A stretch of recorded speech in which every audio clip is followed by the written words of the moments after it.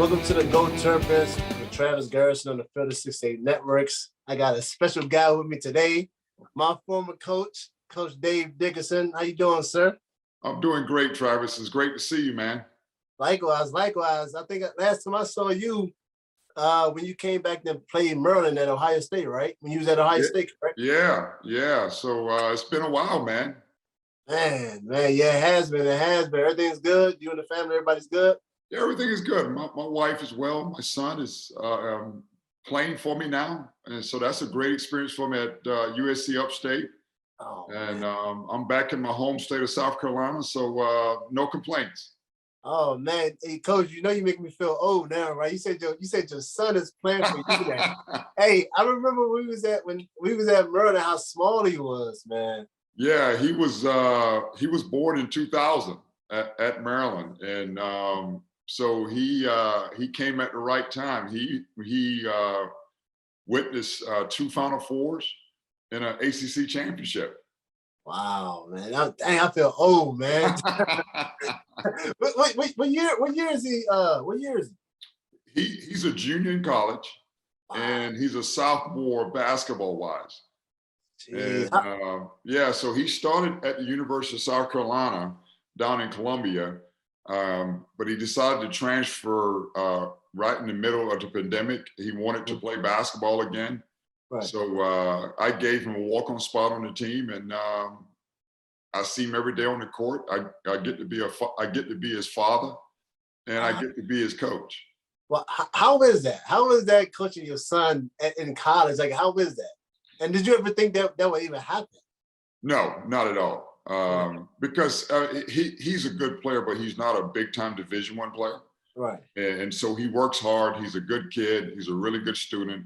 His first semester, the fall semester just passed. He got a 3.4 GPA. Wow. He's majored in informatics and a minor in computer science. So, Travis, he's much smarter than you and I. You know what I mean? Hey, definitely got to be for sure. Yeah, and it's one of those things to where, I've been coaching now for 31 years. And so having my son on my team and coaching him, I've always wanted to coach him in AAU in high school. Right. And now I get a chance to coach him in college. And I got to remind him, instead of calling me dad, call me coach at practice or in meetings. Right. Yeah, but it's one of those joys in my life that I never thought I'd experience. Right. And at this time, I have a better appreciation for it now. Man, that's amazing, man. Just to, like I said, you've been coaching 31 years. 31 years, man. I got into coaching my first year out of college at the University of Maryland in 1990.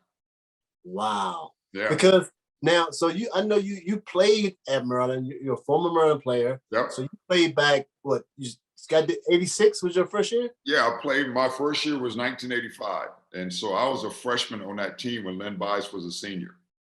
Wow. And so I got a chance to play with him for a year.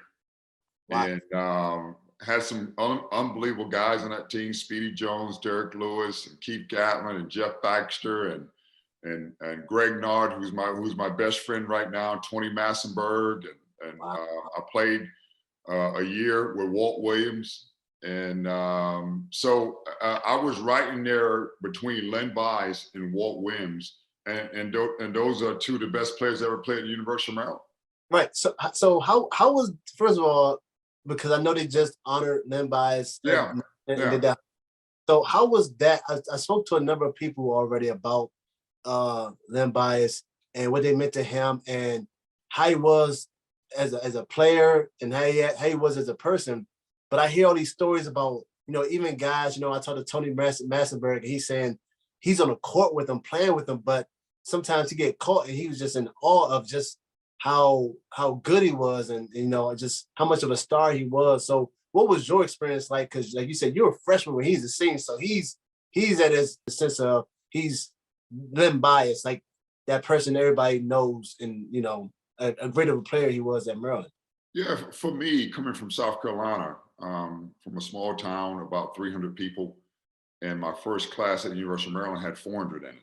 And so it was kind of a shell shock. But I came to Maryland because of Len Bias and because I wanted to be around a great player, and I want to see what a great player does. And when he didn't leave for the NBA draft as a junior, that meant I had a chance to be around him for a year. And so what I tell my teams and tell my coaches or anyone that asks me about him, by far, even to this day, and I've seen a lot of good basketball players and coached a lot of good basketball players, he is the best teammate that I've ever had. He's the hardest worker that I've ever been around, and he's the best basketball player that I've ever been around. Wow. And so he was a grinder. He worked hard. He was the toughest player I've ever been around. He was the best teammate. He really cared about his teammates. He would give you the shirt off his back. Just an unbelievable guy as far as the best player in the country, but being the best teammate in the country. Right. And he loved the University of Maryland. He loved Coach Drizel, and he loved his teammates. And my experience that year with him is unmatched, except for the 2 Final Fours in the national championship at Maryland in 2001 and 2002. Wow. And that, like I said, and you, like I said, you said you was there his senior year, so you went through that phase, but you also was there when that transition was happening. Yeah. Coach Drizel to now you got Coach Williams, Coach Williams in between, but then you have Coach Williams coming in where things are different now. Like before, when you first got there to now, when you kind of been there a couple of years, and Walt's coming in, so the transition of the program, trying to get things back on track. What was that like for you, and just even been in the midst of that during that time?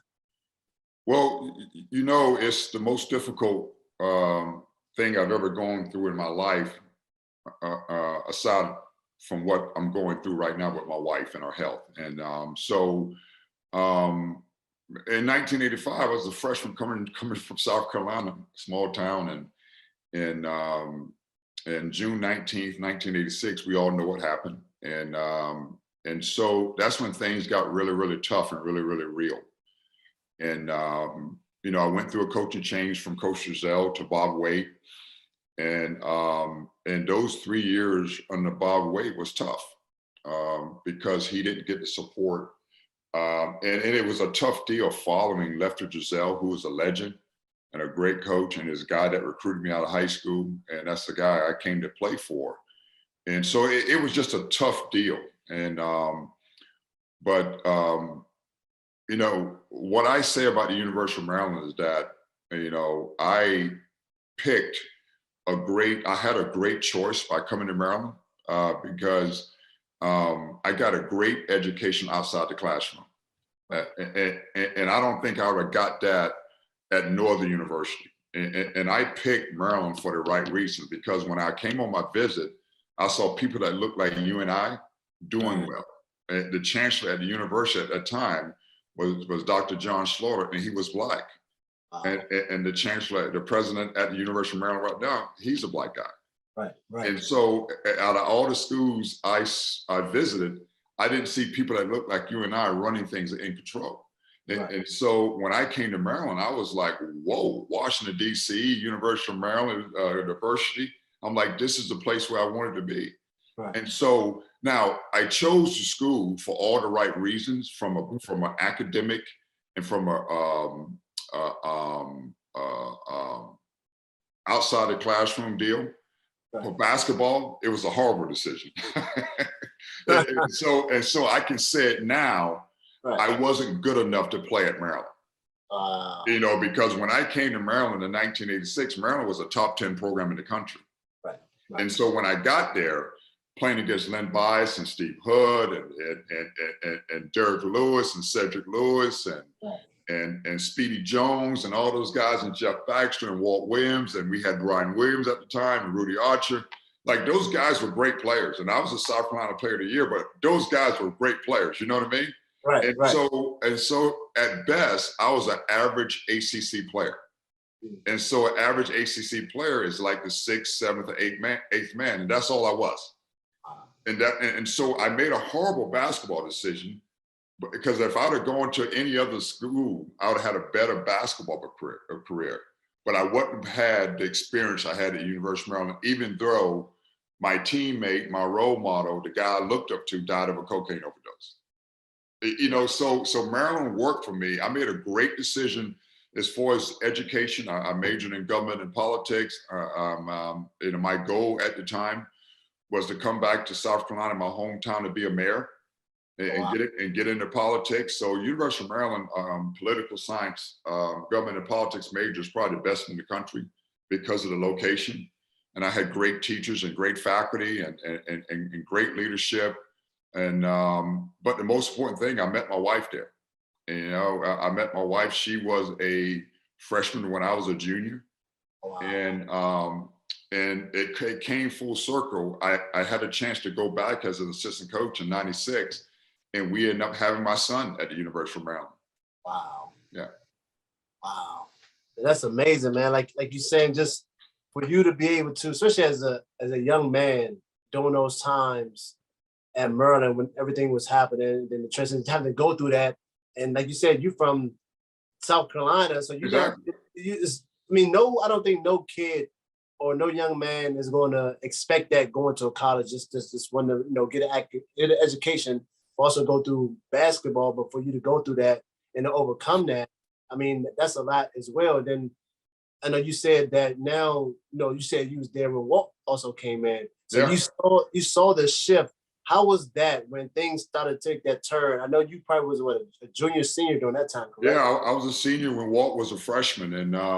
And actually, I was mad at Walt for almost all my freshman year because I was starting at the 3, and I started for the first 7 games of my senior year. Huh. And but Walt was such a great player, he took my position. Wow. And so Walt started, and I came off the bench. Wow. And after the first 7 games, but Walt was a great player, man. He was a grinder. He was different. He was 6'8", but he could play the 1, 2, 3, 4, and 5. He had great ball skills and just a really good, just a good dude, a good teammate, just like he is right now. Right. And things didn't start to shift at the University of Maryland until Gary got there. Gotcha. And when Coach Williams came in, I never played for Gary. Okay. But Walt was one of the most important recruits because he came to Maryland, but most importantly, he stayed at the University of Maryland, and he gave the program validity on the heels of the Len Bias tragedy. Right. And the transition from Coach By-Way to Gary Williams. And so Walt was a trailblazer. And he was doing the same things that he's doing right now. He's making a difference. And he loved the University of Maryland. He loved Len Bias, and he wanted to be a part of the University of Maryland family. And he did it on both ends. He graduated. He got his degree with the class that he came in with. So he was a smart dude. And he was a first-round pick in the NBA and had a great career. Right. Absolutely. Like I mean, Walt's big bro. We always have many conversations. Like you said, great guy. Yeah. Even when Maryland would come up there, give me advice. Even now, me talking to him now, I'm still a little brother. He still give me advice and wish me well. So I definitely know what you mean in regards to that, for sure. And if you look at it, Trav, it's like there have been some great players at the University of Maryland over the years, and but the 2 people that everyone points to is the reason why they love Maryland is Len Bias and Walt Williams.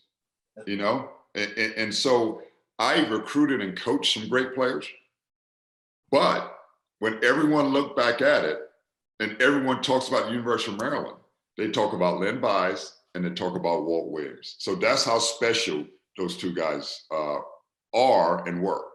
Absolutely. Absolutely. Yeah.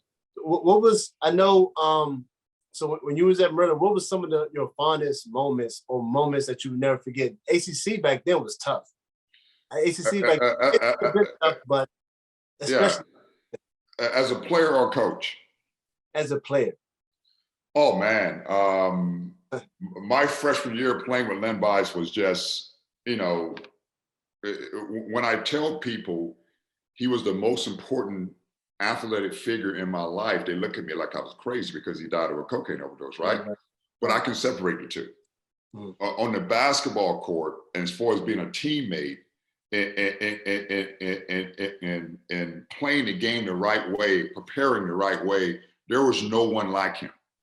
And so my freshman year, we was the first team to beat North Carolina in the Dean Dome.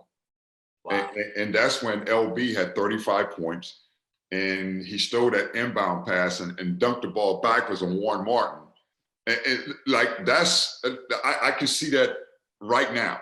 Right. Right. And so that experience was unbelievable. I mean, that was an unbelievable experience. And getting to the NCAA and playing UNLV, that team was really, really good.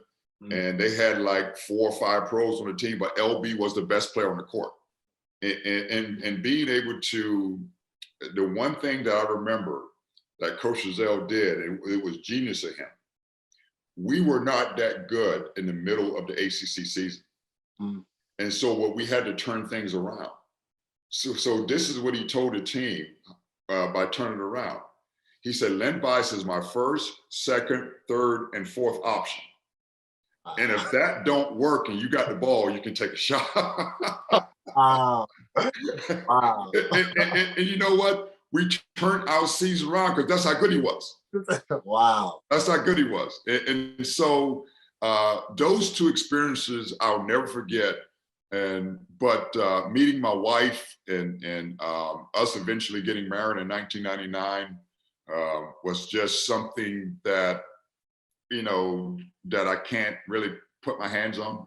And and my best friends, Greg Nard, Tony Massenberg, Jeff Baxter. I mean, the 4 of us, we still get together once or twice a year. We go down to Oceaneer and have a good dinner, and we rehash a lot of things. Like those things you never forget. Absolutely. You know, and so I got a great education outside the classroom, and I met some unbelievable people in my 4 or 5 years at University of Maryland. That's why I love it, and that's why I have on this T-shirt. Absolutely, absolutely. Because you might not remember this, or you might do remember this, because you probably still look for the tape. But you let me get a Len Bias tape. I think when they played North Carolina. Oh yeah. You let me use it, and I think I still have it somewhere, man. But I definitely remember you let me see that tape because I think we talked about it one time when I was in your office, and you brought it up, and I think you had a tape sitting there right along with the other tapes that you have. Yeah. Our team, yeah. I remember like it was yesterday. Yeah, that was back then when you used the VHS, right? Yeah, exactly, man. Yeah, exactly what it was. And now, Coach, so now you finished your time at Maryland. What made you get into coaching? Well, when I graduated, it took me 4.5, 5 years to graduate from the University of Maryland, and when I graduated, I wanted to. I had an opportunity to work at Kraft Foods as a salesman, and at the time they was giving you a $5,000 bonus. They were giving you a car, and I was gonna make $43,000. And so, and I really wanted that job, and my territory was going to be in the western part of Maryland. And if you know about Maryland, the western part of Maryland is where all the Maryland fans are, right? And so I didn't get that job, but I was offered a job at Fannie Mae because I did some summer work and an internship at Fannie Mae. Then I realized that I didn't really want to do that. And I really wanted to do something that was easy and something that I love. And so I got into coaching. So I graduated, and and my high school coach made some calls for me. And my first job out of college was at Gardner-Webb as an assistant basketball coach and a resident director in the residence halls. Wow. And so that was my transition. And so if I'd have got that job at Kraft Foods, okay, I came in second. If I'd have got that job at Kraft Foods, my life would have been totally different than it is right now because I'd have never gotten into coaching. Right. And so, you know, but God always have a plan for you, right? Absolutely. And so the plan was his plan was for me to go into coaching. and have the experiences I've had the last 31 years in coaching. Right. You know, and that's how I got into coaching. I mean, I took the job at Gardner Webb. I made $5,000, $382.24 a month. Wow. And that was one of the best year of my life. Spending down there with no money, right? Right. Right. Right. And so you get into coaching, and now you get Gardner Webb. So where did you go after that? Like, what was that process like for you in regards to you getting into coaching? You're at Gardner Webb now. Where do you go after that? Yeah. So my journey was in 1991. I went to Gardner Webb, and I was there for 1 year. And then my second year, I went to James Madison, and Coach Lefty Driesell was the coach there. Wow. And so I coached with him for 4 years at for 1 year at James Madison. Mm-hmm. And then after that year, I had an opportunity to be a full-time coach at Radford. Okay. And so I went to Radford University for 4 years. And then I had this amazing opportunity when Gary had a job opening on his staff at Maryland to go back to Maryland. So my first 6 years out of college, I coached 1 year at Gardner Webb, 1 year at James Madison, and 4 years at Radford. Wow. And then when Coach Driesell in June, he had a late opening on his staff. Gary Williams had a late opening on his staff at the University of Maryland. And Billy Hahn gave me a call. And I interviewed and got the job, and that's how I met you. Billy Hahn, my guy. Billy Hahn, right? Hey, but before we move on to talk about some more Maryland basketball, let me tell you guys a little bit about our partners over at BetRivers Sportsbook. If you haven't signed up with BetRivers yet, now's the time, because they are offering a $250 match bonus for your first deposit. What sets them apart is that they are required just one playthrough, turn your bonus into cash money. With their new fresh pay instant approval, withdrawing your winnings is safer, more secure, and more reliable. With basketball season tipping off, get in on the action on going to betrivers.com today or by downloading the BetRivers app. Must be 21 years or older. Gambling problem? Call 1-800-GAMBLER. Now, Coach D. Yes. Now you back at Maryland. You back with your alma mater. You back there. What's that experience like from you, from going from being a player at Maryland to now you're coaching at Maryland with Coach Williams? What was that? Your first year. What was that experience like for you? Just getting back on campus as a coach now. It was surreal because whenever you can coach at your alma mater, and your alma mater is one of the best basketball programs in the country, it's something that's unreal, right? Right. And I just thought I was blessed. I thought that God blessed me for me to go back to University of Maryland, and it was the right time. And I'm always thankful for Gary because he's been very instrumental in my life.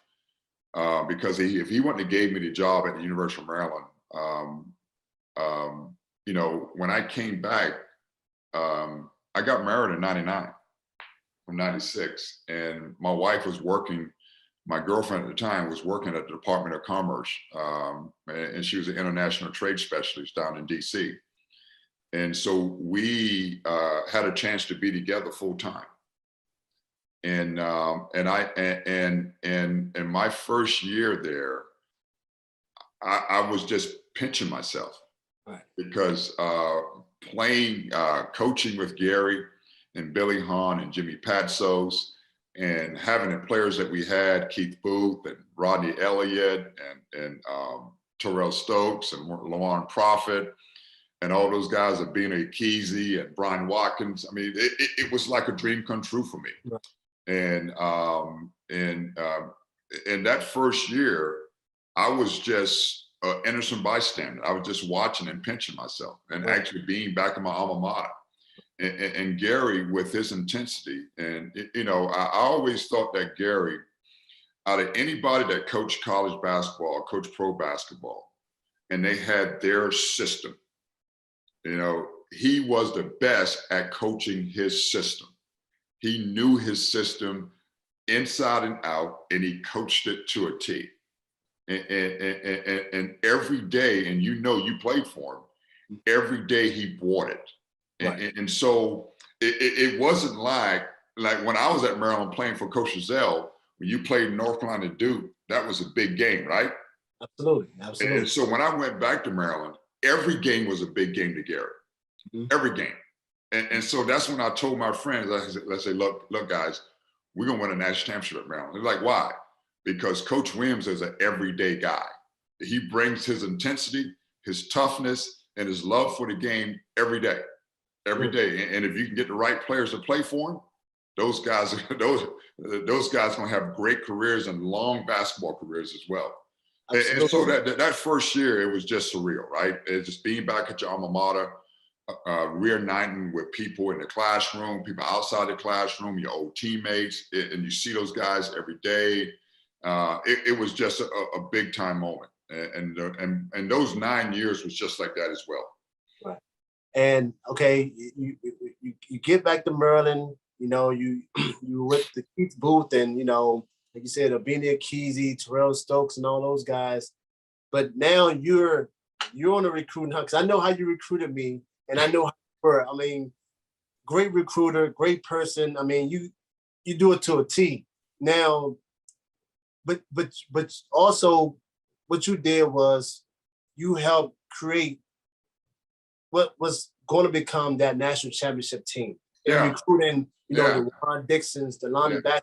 What did you see when you was going after the Juan Dixons and Lonnie Baxter? What did you see in regards to what you were trying to do? So as a coach and you're recruiting, obviously you're trying to put together the best team possible players. So you having what was that process like going after Juan? Like what did you see that could you see that he's going to have the type of career that he ended up having and doing what he did for Maryland? Well, you know, Gary was very intense and he bought it every day. And so if you didn't want to be coached on a daily basis, Maryland was the wrong place for you, right? And so what I did after my first year, I had to figure out my niche. Right. And I had to figure out how to bring players in there that would be productive with Gary being the head coach. And so what I did a lot of, I didn't go to a lot of high school basketball games, but what I went to is a lot of high school practices. Because if a kid wasn't getting coached properly, he wouldn't be productive at Maryland. Right. And so because there were no off days with Gary Williams. He bought because he loved the game and he loved his job and he loved the University of Maryland. And so every day he bought it.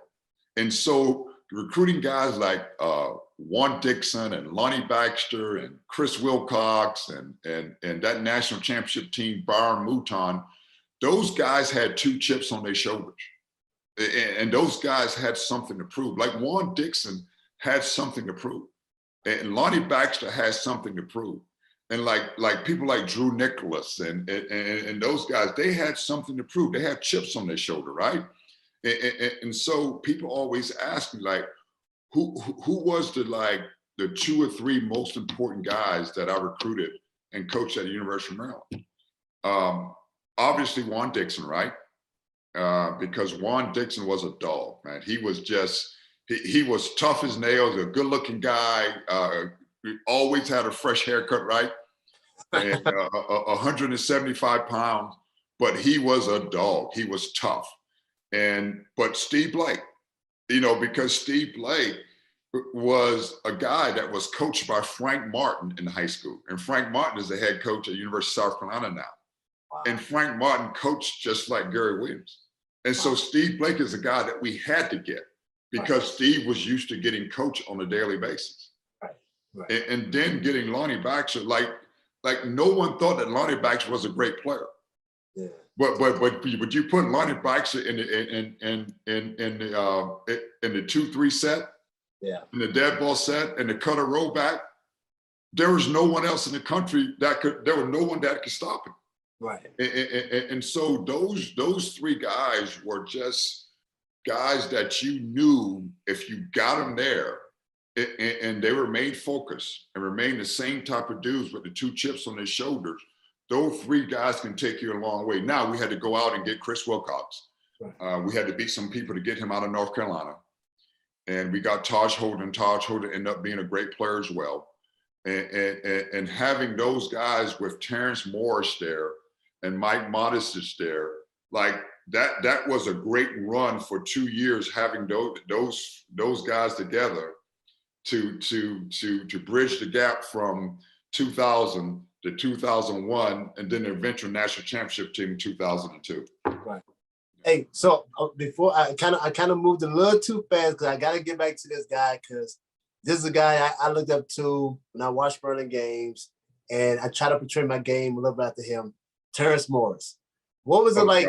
Yeah. What was that? Like I said, because I know I met him, a super cool guy. Like I said, I saw him, and I kind of like, okay, I want to model my game, how he plays his game. What was it like coaching Timo? You know, quiet dude, but 6'9", can shoot it, and just very, very skilled guy. What was it like coaching Timo? We gotta talk about Timo. You know, Terrance was a silent assassin. He was, like you said, he was 6'8", 6'9", but he had great ball skills and had a great touch. And he was an unbelievable teammate, and he wanted to be at the University of Maryland. Mm-hmm. And so the thing I remember about Terrance is that Terrance loved the university so much to where he stayed there too long, you know? And so if I had to go back and do it all over again, mm-hmm. like I would have made Terrance Morris leave as a sophomore because he'd have been a top 5 pick. And I would have made John Gilchrist leave after he was the ACC MVP of the ACC tournament mm-hmm. back in 2004. Mm-hmm. But Terrance Morris was an everyday guy, man. He made shots, he made plays, he was a great defender. We played that 3-2 zone when he was there, man. He covered ground and he blocked shots. He got tips and steals and turnovers, but boy, he made that shot every day. Right. And he was quiet. He was quiet and a little bit sheltered back then. Right. But he was a great player. Yeah, I love Timo. I love Timo game, and you know, obviously, I heard stories, you know, that you know he should have after his sophomore year that he would have been the top 5 pick. You know. Yep. Still playing the league for a good amount of time as well. Still had that pro career because. I mean, he's just a very good player. So, I mean, going ahead that opportunity, but that's my guy for sure.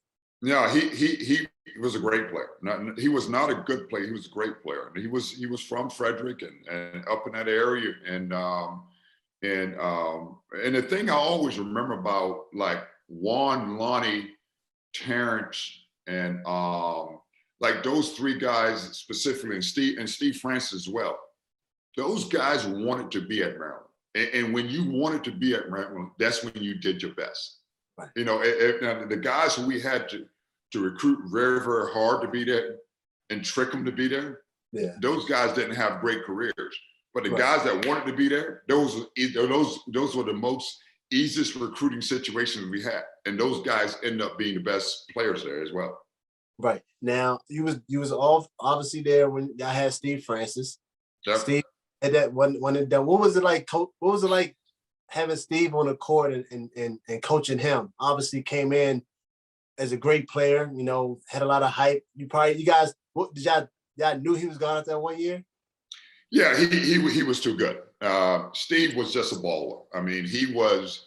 You know, he wasn't a great point guard for us, but he was just a player. And you know, Gary Taylor made his system to fit him, and obviously that's when we were pressing a lot. Right. And so Steve was on the top of that pressing 55, and in the middle of the pressing 55 and 45 and 35 and all that stuff we ran on defense. And Steve could cover ground because he was athletic and he was quick. But Steve was just a big time baller, man. He was just a guy that you couldn't peg him in a position. You just go out and let him play. Right. And he loved Maryland. He loved his teammates, and he shared the basketball. And Steve probably should have played some point, but we had Terrell Stokes there. Right. But he made it work with it. Right. he made it work. And but Steve could have gone out of junior college to the NBA, and he trusted Coach Williams, and he trusted the program that he can go higher if he come for a year. Right. And that 1 year he was there, man, he turned it out. I mean, there was no one like him with his skill, with his toughness, his athleticism, and all those things, man. And he didn't shoot the ball particularly well, but he did everything else. Right. And that year, y'all went to Sweet 16 that year, right? Y'all lost to St. John's in the tournament, Yeah, right? we lost to St. John's in Knoxville, Tennessee. And they had a great team, Barkley and Ron Artest and all those guys. And we had big hopes for that team. We thought we can get to the Final Four with those guys. But fate didn't have it that way. But Steve ended up having a great career, and the rest is history. Right. Now, those guys leave, Steve leaves, then y'all you got Terrance, like you said, you got with Terrance Morris, and y'all going a good run too as well. Like, cause now y'all kind of got a sense that y'all can go far with the team that y'all have. Y'all went to y'all got a taste of the Sweet 16. Oh yeah. Now it's kind of like, we know what it took to get there. Now we got to continue to go, So what was that process like in that building process, with the guys, Juan first coming into, now he's starting to come into his own?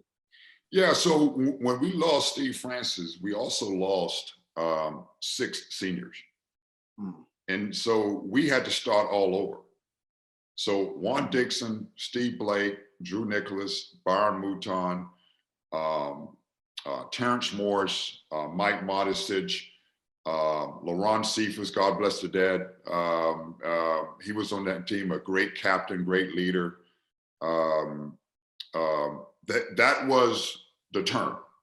And so a lot of people don't know, as freshmen and sophomores, and Terrance was a junior then, we got our butts kicked by UCLA in the second round of the NCAA tournament in Minneapolis.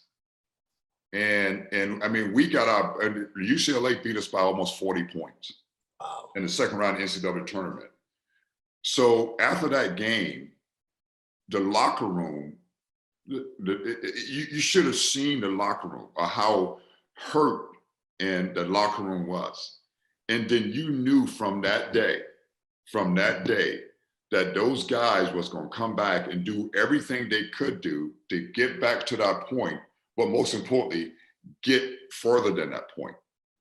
And so that next year, we get to the first Final Four in the school history in 01. And then that third year with those guys, with that nucleus, add Chris Wilcox to it, add Taj Holden, and add Byron Mouton. We get to the Final Four again, and we win the national championship. So, losing Steve Francis, we lost Steve Francis, but we also lost 6 seniors. Right. And we had to start the whole thing over again with that group. And that group made history at the University of Maryland. What was that like? What was it like? Okay, because I talked to some players that obviously they won the championship, and they told me how that feeling was and what that process looked like. How was it as a coach? You seeing the development and just coaching those guys, and I think it's when you got guys, like you said, you got guys that wants it, that's hungry, and the coaching is kind of a little easier, I would assume, because you don't have to really force them to do things, because they want to practice, they want to get better, they want this thing. So what was it like from a coach's perspective, watching that from, practices, how to develop in the game, and then year by year as I get to eventually winning that national championship? It was tough in a sense that, you're in the Washington, D.C. area now. And those guys, as good as they are on the court, they were pretty rambunctious off the court as well. So you know what I mean with that, right? And so, but those guys came to work every day, man. And those are everyday guys. And those guys loved each other, and they loved the game. And so, but for me, I think we're celebrating the 20th year of the national championship this year, back in February. Well, this will be the first time that I get a chance to actually celebrate that. Wow. Because when it was happening, it was very stressful from a coaching standpoint. Wow. because the pressure, we knew we had a great team, Right. and we didn't want to screw it up. Right. And so we wanted to be prepared, not so much for as scouting report standpoint, but having the guys prepared from a mental, emotional, and a physical standpoint, right? Right. And so I didn't get a chance to enjoy that year because we were working our butts off. Right. And so right after the national championship game, I had a head coaching job interview the next day.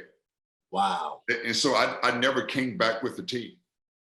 Wow. Yeah. And so in February is going to be the first time that I actually get a chance to enjoy that year and enjoy being around the guys and enjoy being around the festivities that brought the University of Maryland the first national championship. So what was that feeling like for you? Because you played back when the program was going through that change, and it was kind of dark, it was kind of gloomy back then. Yeah, it was. Then now you end up making history by bringing, so you knew what it was like then, and then you end up being back there, and you end up bringing the school its first and only national championship to this day. What was that?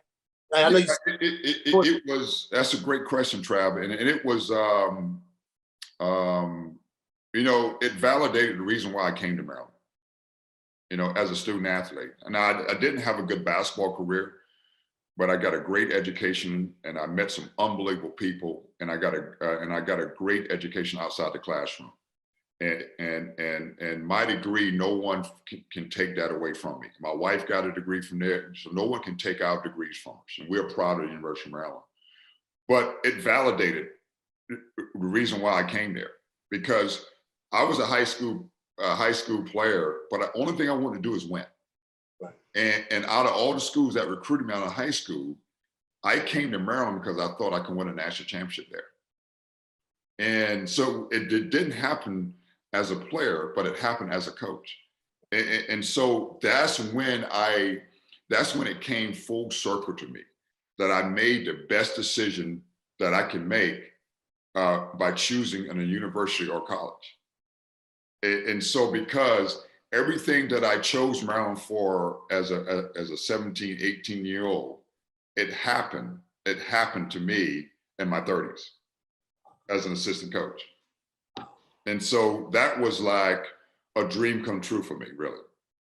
It had to be, like I said, like obviously I didn't win the national championship, but just going through those dark times and then end up having those joyous times with the same university that you came from. I mean, like you said, it's probably, you can't put it into words. No, I can't. I can't. And, over the years since I left in 2005, I haven't got a chance to really enjoy the program because of my career. And, but it's a great school, great university, great area. And University of Maryland will always be near and dear to me. I know, great assistant, great guy, great, recruiter, recruited me to the T. So now y'all win a national championship. Now, again, you have these seniors leaving, Lonnie Baxter, Chris Wilcox leaves. You have these guys. Now you got the new guys coming in. Now it's kind of like, well, you still had Steve Blake, the Taj Holden, the Drew Nicholas. So you still had some old, but you got a whole fresh new coming in. What was that like in regards? Because it's kind of like similar to what you said back when Steve and those 6 seniors left. Now you kind of like doing it all over again in a sense, because like I said, you still got the seniors from the national championship team still there. That was tough, and you were there, so that was tough because when you win a national championship, you have to be careful because that recruiting class with you guys, Trav, you guys were one of the top 5 recruiting classes in the country. And you, Nick Kennemelli, Chris McCray, John Gilchrist, Jamar Smith, and I thought, that we struggled a little bit that year, and I remember that. Right. And to get Steve Blake, Drew Nicholas, and you guys to kind of mesh, you know what I mean, Taj Holden, because you guys came in as a big time recruiting class. Like you was a McDonald's All-American, and John Gilchrist was a big time player, and Nick Kennemelli was all Northeast, and Jamar Smith was a junior college All-American. It's like you guys came in with big time billings, right? Right. And you guys came in with the attitude that you guys were the reason why I won the national championship, right? You know what I mean? And so it took a while for you guys to match. Right. But we got it together to the middle to the end of that year, and we did great things together.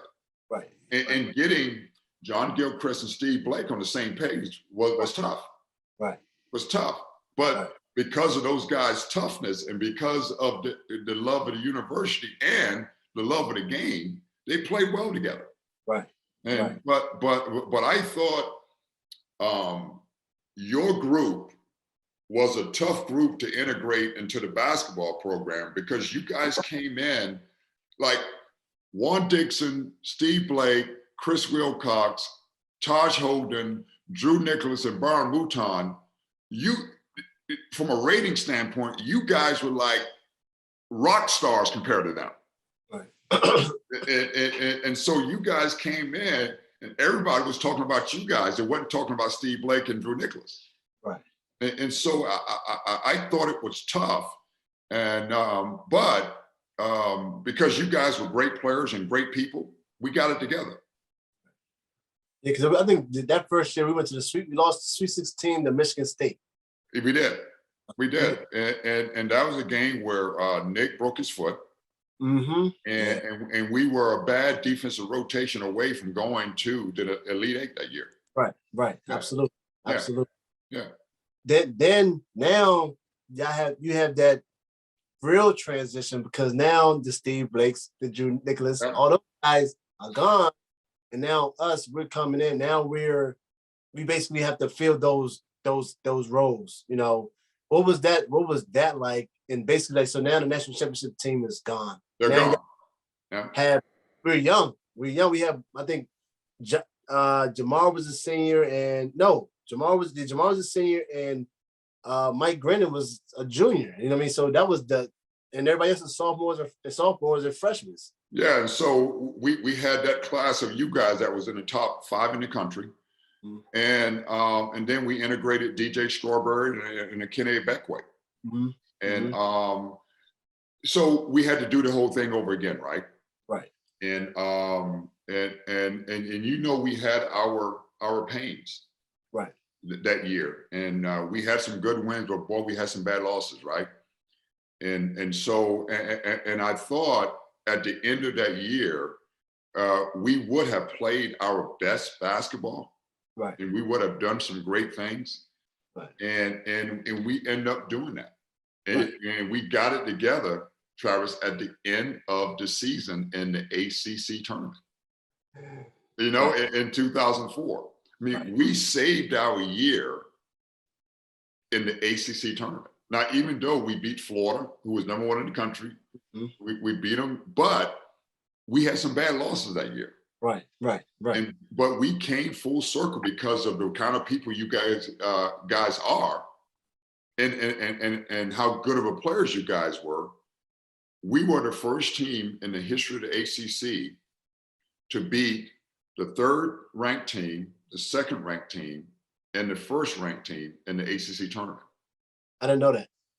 We're the first team ever to do that. And because you guys were great players and you guys got focused at the right time of the year. And we end up going on a run to where we beat Chris Paul. Right. We beat Julius Hodge. Mm-hmm. And we beat those Duke guys. Right. You know what I mean? Right. And then we go to the NCAA tournament and we beat Xavier with David West. Right. And did we go to the Sweet 16 that year? No. So that year, that we beat David West, that was my freshman year. The sophomore year we beat. Oh yeah, sure was. Yeah. We beat Pepperdine, then we lost to Syracuse at the buzzer. Like exactly. That's what it was. Yeah. So a tough year, but it ended up on a good note. Right. What was that like for you as a coach, seeing that obviously we're young, so we had a lot of ups and downs. You know, it was times where we go beat a Duke, and then we go lose to Clemson, and then so I know that was Yeah. frustrating as a coach, and yeah, we kind of had some leniency in a sense because we were still technically kind of young and really getting the playing time, because before it was, you know, Taj and Ryan and, you know, those guys, but now we got to step up in that 1 year to do a lot of different things. So what was it like for a coach perspective watching that run in the ACC tournament? Because our year was on the line right there. Like, we had to win, at least beat Chris Paul and them to even have a chance to go into the NCAA tournament. What was that like, watching from a coach's perspective? Yeah, so we finished 7th in the conference that year. And so all the pundits were saying that we had to win 2 games in the ACC tournament to get to the NCAA tournament. Right. And it was tough in a sense that you wanted to, as a graduate of the University of Maryland and an assistant coach, you wanted to guard the program. Right. And remember that year, Travis, now, we had a lot of individual meetings. Right. And we had to do a lot of, like, our best coaching was in our individual meetings. And then so sometimes you think as an assistant coach, the only thing you do is coach and recruit. No. You got to mentor. Right. And you got to convince guys to do the right thing and play the right way. Right. And so, you know, winning that ACC tournament in 2004 was a blast to me, because I'm from South Carolina in ACC country. Right. And the ACC tournament was always one of the biggest sporting events on TV. And now I had a chance to win it. Right. And seeing John Gilchrist come around and save his year and play the way he played was phenomenal. Right. And to see John do what he did, and to see the big shots that you made, and what you did, everybody got comfortable in their role. Coach Williams got comfortable in his role. I got comfortable in my role as an assistant coach. Jimmy Passos got comfortable in his role, and all you players got comfortable in the role. And that's when we gelled as a team at the end of the year, and then gave us that momentum to go out and win the ACC tournament and get to the NCAA tournament. Right. Yeah. No, it definitely was. You know, looking back on it now, you know, when you in it, and I talked to a number of people. I had Ryan Randall last week. Oh yeah. A number of individuals, you know, from coaches to alumni, to boosters, to, you know, players, and just get different perspectives. Because when we was in that tournament, we was just like, look, it's just us, because that's, like you said, we had an up and down season. So people was on our back, you know, the meeting. I remember just having that meeting. Absolutely. Like, look, it's just us in this locker room. Don't worry about anything else. And that's kind of what we did in that tournament. You know, we kind of was like, look, we're gonna go out here and have fun. And that's what Coach Williams let us do. We barely ran. I don't even think we ran a flex that whole tournament. We played 4 out, 1 in. Yep. We ran thumbs down and thumbs up. But we was literally like, look, we basically have nothing to lose in a sense, because everybody counted us out, and let's just go hoop. That was and Travis, just remember now, you bring up a good point. You said it was all about us in that locker room, and so we had that saying, "F them." You know what I mean? It was about us. Right. And anybody not in this locker room, F them, right? Right. That was and so, but when you go through stuff like that, it goes to show what kind of people you have in the locker room and what kind of people you have around you. Right. Because the struggles we had that year, yeah, we beat the number 3 team, the number 2 team, and we beat Duke, who was the number 1 seed. Right. And so it validated the reason why you guys are such great players coming out of high school, because no team have done that to this point. Right. And it took some special people to do that, and you guys were. Coach D, I was like I said, going back on, everything, and me and you have many conversations, Oh, yeah. Because you definitely was the main, like, you recruited me the heaviest, and the conversation we had, especially when I got to Maryland, and, I didn't really understand the trajectory and everything, all the ins and outs of being, a McDonald's All-American, being from the area, then dealing with DC. That's when DC was really good. And I was, Coach Williams called me X-Ree all the time, like, want to go party, you want to go out and have fun, Yeah. and I didn't understand it until I got removed from Maryland, until like later on in my years when I was like the position I was in, what I mean? It was a lot going on. I didn't know nothing about college. I mean, people were telling me stuff, but until you actually get on campus and experience it, and I just won a national championship. So, I mean, like you said, we walked in on that. So we were still riding high on the coach. What you guys did the year before we got there. So I tell people all the time, like, for me, college was a fog, like literally a fog for me. Like, yeah, I remember the AC tournament, all the good times, but it was so foggy for me because of everything that I was going through in my head in regard. I was literally battling myself all the time because sometimes I'm reading the papers and what they say in the papers or what they say in these blogs and what people are saying. So I'm literally wrestling against all these different things and still trying to play at the same time. And it was just a distraction, and it was always a problem. You know what I mean? Yeah, and you guys had it tough, and you explained that well. I mean, you guys had it tough. You came in after the national championship, on the heels of the national championship. Not only the national championship, but you came in on a brand new arena, the Comcast Center at the time. And so that was one of those things where it was hard for you guys to handle.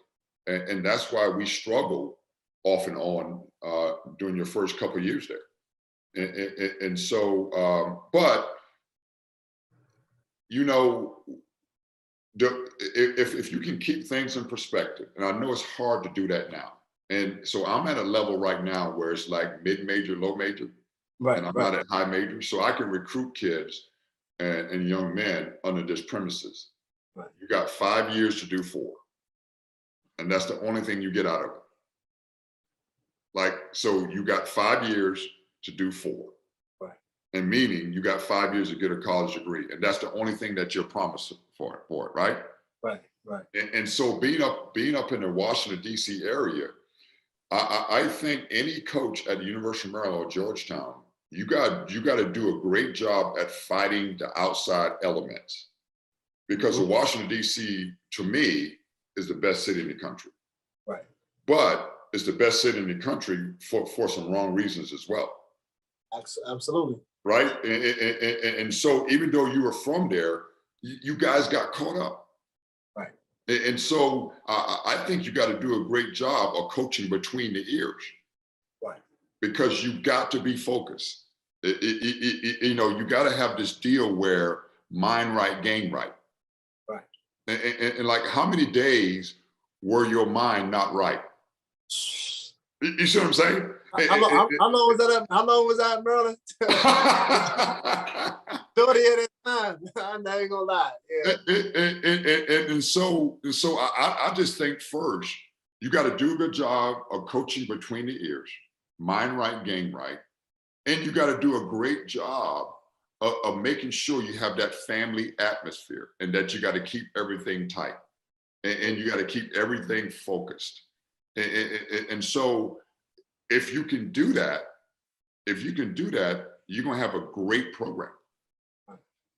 So now you have your time at Maryland, won the national championship, Final Four, Sweet 16s, ACC championships. Now you decide to finally move on. What was that? Was that a tough decision? I kind of know the answer to that, but I'm still going to ask you. Was that a tough decision? And then what made you say, you know what, I have to do this for me? Well, at that time, being at Maryland for my first 7-8 years, like I was one of the top assistant coaches in the country. Yes, he was. And I was turning down jobs to stay at Maryland because my alma mater, I loved it there. And I felt that after the '05 season, DJ Strawberry get hurt and he tears the ACL, and we don't get to the NCAA tournament. I just thought it was my time to be a head coach. Right. And so now I can look back and say I probably should have stayed another 2 or 3 years. Because I take the head job at Tulane, and my first year I had to deal with Katrina. Remember that, right? And so that was very, very difficult to deal with. But there's no regrets, right? Right. There's no regrets. And so had a rough 5 years at Tulane.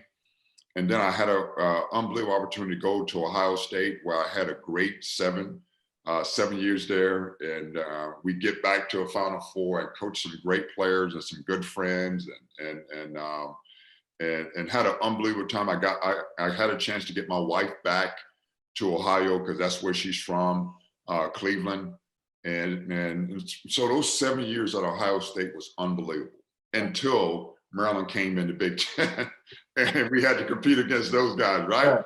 But hey, no regrets in my career. But if I had to do it all over again, I would have never left in '05.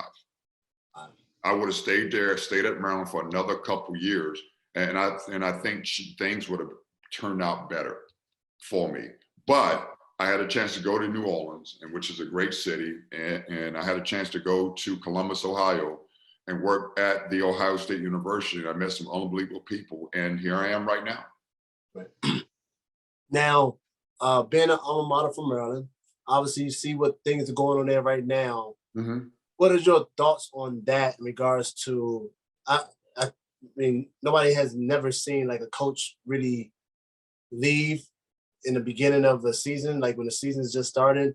What are your thoughts on that? And what do you think Maryland needs now in order to get that thing back that they once had in regards to what the fans or the boosters or alums are looking for from what they want to see Maryland get back to a certain spot? What do they need for that to happen? Yeah, so I think that's an easy question. Mark, he did what he did, and so and people fought him for doing it when he did it, but he did it, right? And so we can't change that. And so, well, I think that's a good thing for Maryland, because Maryland now is going to do the things it need to do for the program to make the coach successful instead of the coach make the program successful. Right. So there's a lot of things the University of Maryland need that they don't have. Right. Like I went back to Maryland the third week of September, and to a football game, Greg Nod and Tony Massenberg and Jeff Baxter and myself. They still have the same locker room that we had in 2003 when we moved to the Comcast Center. Right. And they're in the Big Ten right now. They don't have a practice facility. Right. So I always think when there's a coaching change at a university, the university have a chance to reflect and look at themselves a little bit. Right.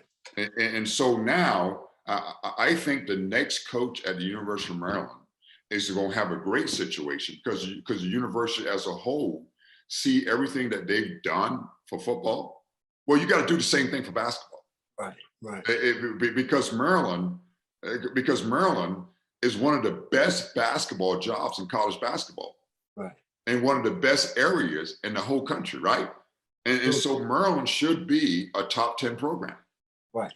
And so now, if the university can change their way of thinking, and say that we're going to do stuff to make our coach and this program successful instead of the coach doing it, because at that level, if you don't do those things, you're not going to get what you want, right?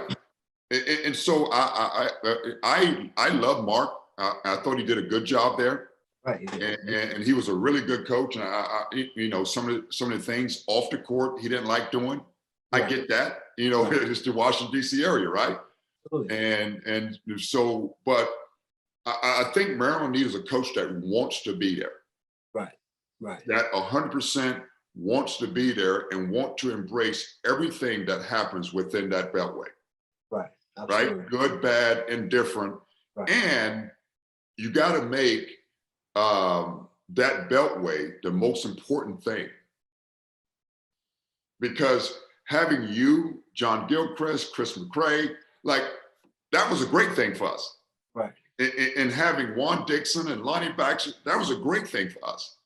And now the next coach going to have an opportunity to get those guys. Right. And even though you may not get the best player, but you better get the second and third and fourth best player, because those guys are good enough for you to compete for a national championship. Right. I mean, you guys proved that. You guys absolutely, absolutely. So I just think that the university is going to do a better job with the next coach. Mm-hmm. But first of all, you got to choose a coach that really wants to be there, right? And going to embrace everything about that job.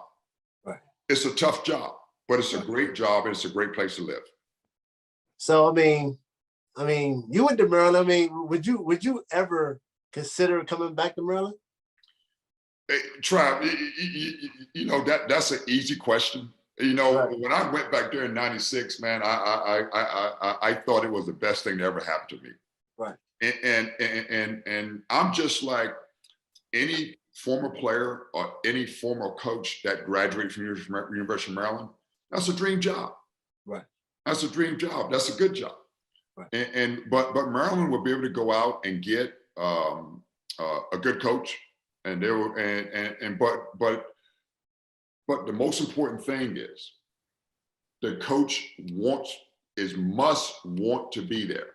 Right. And must want to embrace everything about that program.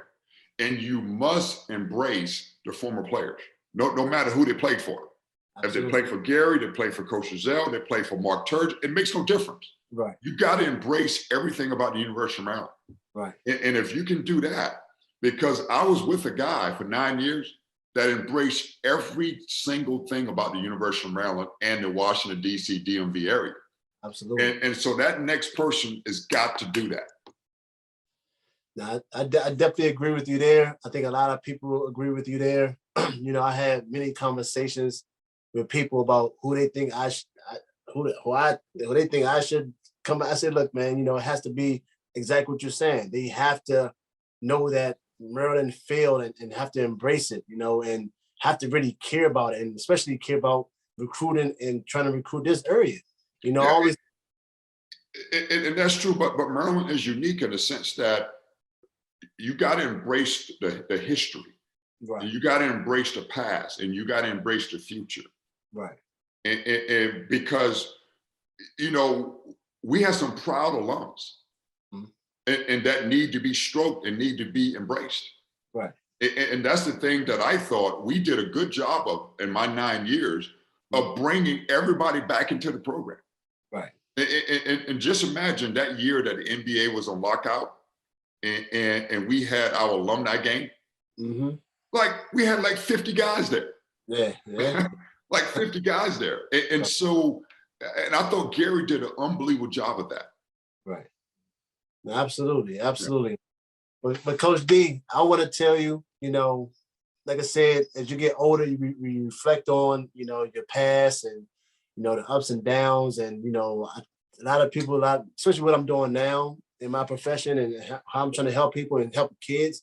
I think about all the advice that you guys gave us at Maryland, even sometimes, Gary wanted me, Coach Williams wanted me to do things one way and I wanted to do things my way. Absolutely.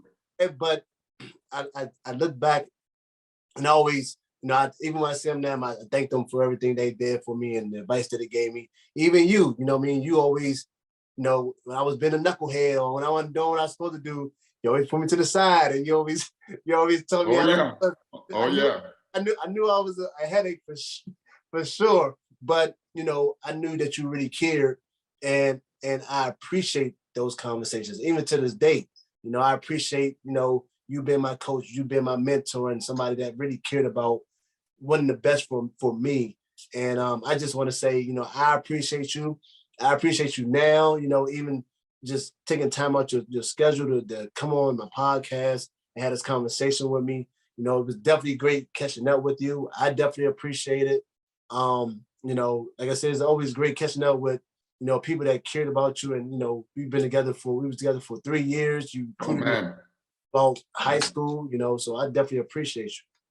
Well, I tell you what, man, just seeing your face, man, it just brings back so many great memories. And obviously hearing your voice and seeing you right now and just seeing that sign on the back there, think first, it shows how much you've have matured. And the only thing I wanted, and this is how I can tell that I've been successful as a coach. When a young man can leave the university that I coached at, be able to take care of himself and take care of his family. And so that's what it's all about, and I know it's a little different right now with the different nuances in big time college basketball, but seeing you doing what you're doing right now, then I know that I've been successful.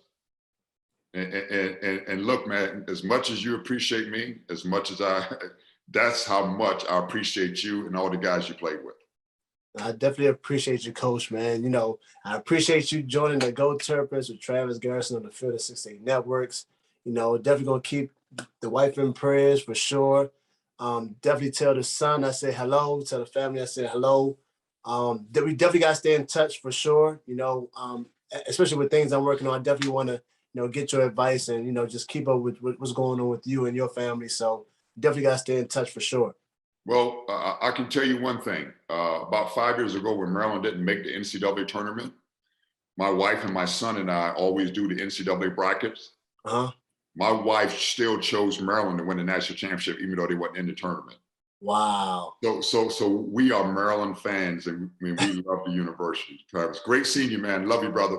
I love you too, man. I appreciate you, Coach. Thank you very much. Hey, tell everybody I say hello, okay? I will do. Thank you. Okay, baby.